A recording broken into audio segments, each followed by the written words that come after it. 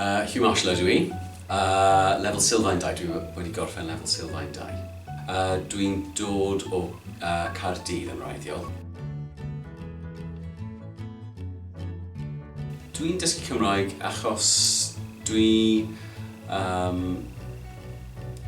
moyn i helpu fy mhlant yn yr ysgol a dwi'n moyn i deall mwy a mwy ar S4C ar Radio Cymru hefyd. Siarad Cymraeg gyda fy mhlant.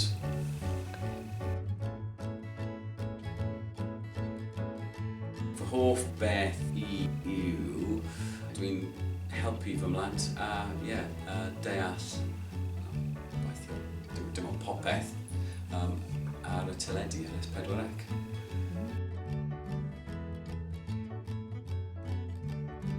Dwi'n siarad Cymraeg gyda fy mhlant a dwi'n helpu yn yr ysgol fy mhlant hefyd, dim ond yr un diwrnod yr wythnos yn y dosbarth blwyddyn 1.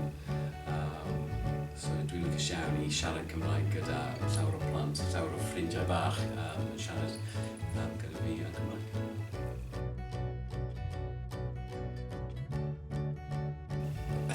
Tip mawr, dwi'n meddwl, yw siarad mwy. Os ti'n siarad gyda dysgwr eraill, does dim ots, ond os ti'n siarad Cymraeg gyda person yn gallu siarad Cymraeg yn rigol, does dim ots hefyd. Siarad mwy yn Cymraeg.